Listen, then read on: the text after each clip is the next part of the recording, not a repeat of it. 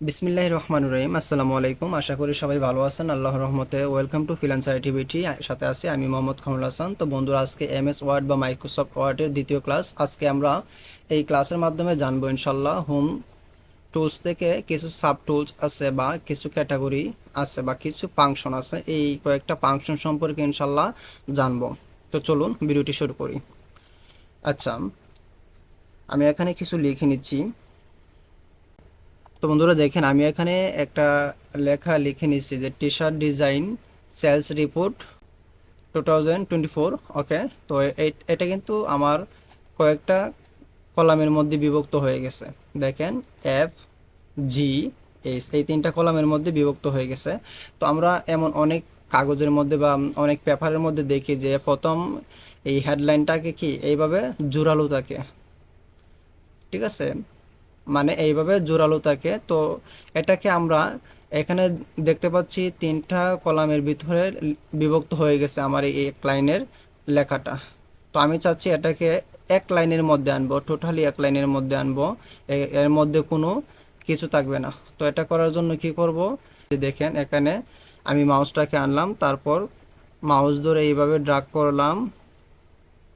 একটু লক্ষ্য করেন, মাউস ধরে ড্রাগ করার পরে তারপর চলে যাবো কোথায়, এই যে দেখেন এইখানে এই যে এ বি একটা পয়েন্ট আছে, তার নিচে একটা অপশন আছে মার্জ অ্যান্ড সেন্টার। ঠিক আছে, মার্জ অ্যান্ড সেন্টারে চলে যাবেন, দেন এটাকে দিবেন, হয়ে গেছে। বুঝতে পারছেন? আর অবশ্য এটা মনে রাখবেন, কন্ট্রোল জেড, কন্ট্রোল জেড আপনার কাজকে অনেক অনেক এগিয়ে দিবে। কারণ কন্ট্রোল জেড দিলে হবে কি, আপনি একটা কাজ ভুল করেছেন, এটাকে যদি আপনি মুহূর্তের মধ্যেই বা সেকেন্ডের মধ্যেই আগের জায়গায় নিয়ে যেতে চান, তাহলে কি করবেন, কন্ট্রোল জেড। এই যে দেখেন, আবার কন্ট্রোল জেড দিলাম, এই যে দেখেন নাই। ঠিক আছে। আচ্ছা, দেখেন এখানে কিন্তু আমার এই লাইনটা পুরোপুরিভাবে আমি ডিলিট করে ফেলছি। এখন এটাকে আবার আগের জায়গায় কিভাবে আনবো, এই যে দেখেন এখানে একটা এরো চিহ্ন আছে, এই দেখেন, দেখছেন, মুহূর্তের মধ্যেই কিন্তু এটা আবার আমি রিপ্লেস করে ফেলেছি বা আগের জায়গায় আনতে সক্ষম হয়েছি। তো এই ছোটো ছোটো জিনিসের ব্যাপারে অবশ্যই কেয়ারফুল থাকবেন। ওকে।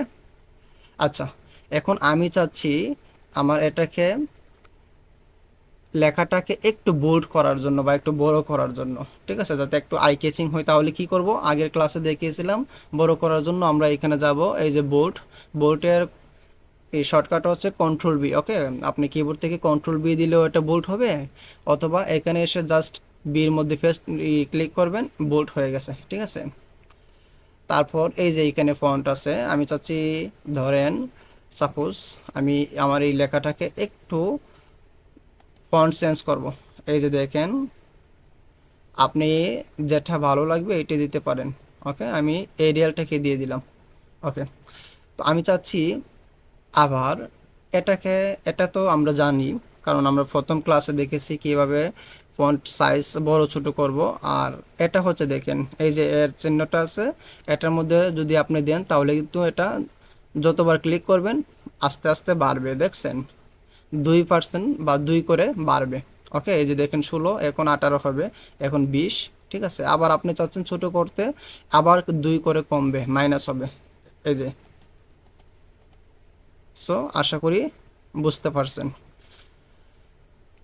আমি চাচ্ছি এখন আমার লেখাটার নিচে ফিল কালার দিতে, তাহলে কোথায় যাব, এখানে। ঠিক আছে, এটা আবার রিপ্লেস করতেছি বা আবারও বলতেছি কেন, ঝালাই করতেছি বা যাচাই করতেছি আপনার মনে আছে কিনা, বা আপনারা যারা ভিডিওটা দেখেছেন আপনাদের স্মরণ আছে কিনা। ওকে। আর যদি যারা নতুন আছেন ভিডিও দেখতেছেন, যদি আপনারা প্রথম ভিডিওটি না দেখে থাকেন তাহলে অবশ্যই প্রথম ভিডিওটি দেখবেন। আর প্রথম ভিডিওটি যদি না দেখেন তাহলে হবে কি, মানে এখন যে কথাগুলো বলতেছি যারা বিগিনার্স আছেন তারাও বুঝবেন না। তো বোঝার জন্য হলেও প্রথম ভিডিওটি কাইন্ডলি একটু দেখবেন। ওকে, তো আমি চাচ্ছি এখান থেকে একটা আমি এই কালারটা দিয়ে দিই। ওকে, ঠিক আছে। এখন আমি ফন্টের বা আমার যে লেখার কালারটা আছে এটাকে আমি কি করব, অন্য একটা ব্যতিক্রম কালার দিব যাতে সুন্দর দেখায়। এই তো আমি লালটা দিতে পারি না, অথবা হলুদ, হ্যাঁ হলুদটা দিতে পারি। তো একটু আই ক্যাচিং লাগতেছে, আলহামদুলিল্লাহ। ঠিক আছে। আচ্ছা, আমাদের এইখানের পর্ব গেল। ঠিক আছে। আচ্ছা, আরেকটা, এইদিকে দেখেন কফি অ্যান্ড পেস্ট, এটা সম্পর্কে বলি। আচ্ছা, এটাকে আমি প্রথমে এইভাবে পুরাটা সিলেক্ট করলাম, সিলেক্ট করার পরে এইখানে এই যে দেখেন এইখানে এই অপশনে গেলাম কপি। ওকে, তারপরে এইখানে আসলাম, আসার পরে এই যে দেখেন এই পেস্টের মধ্যে গেলাম, পেস্টে যাওয়ার পরে কি করলাম, পেস্ট করে দিলাম।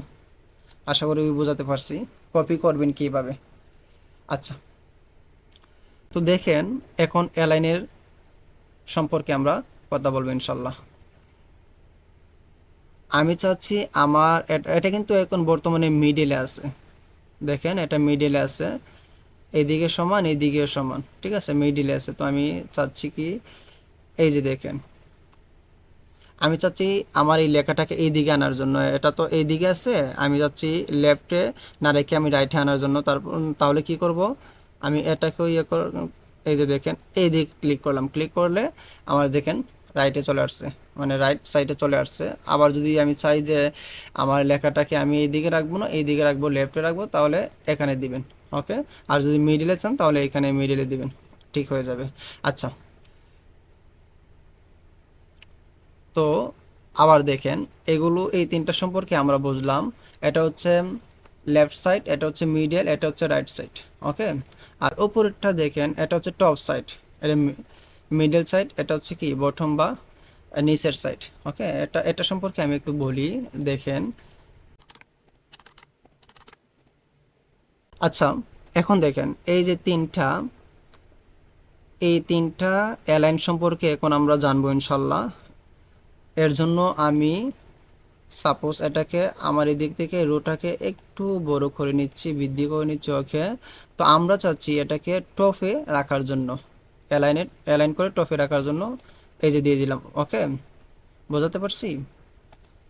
আবার যদি এটাকে আরেকটা ক্লিক করি কি হবে, এই যে উপরে চলে গেছে, আবার আমি চাচ্ছি আগের জায়গায় নিয়ে নিয়ে আসার জন্য, তাহলে আরেকটা ক্লিক করব, হয়ে গেছে। ওকে, তো আমরা চাচ্ছি এটাকে মিডলে রাখার জন্য, মানে এই যে উপরের যে মিডলটা এটাতে রাখার জন্য, এই তো মিডলে হয়ে গেছে, বুঝতে পারছেন, মিডলে হয়ে গেছে। আবার আমি চাচ্ছি আগের জায়গায় আসার জন্য, তাহলে দিয়ে দিলাম। ওকে, আর এটা এটা হচ্ছে এইভাবেই থাকবে, বুঝতে পারছেন, কারণ এটা কি আছে রাইট সাইডের নিচে আছে, আর এটা হচ্ছে মিডলে, এটা হচ্ছে টপে। ওকে, আশা করি ইনশাল্লাহ বুঝতে পারছেন।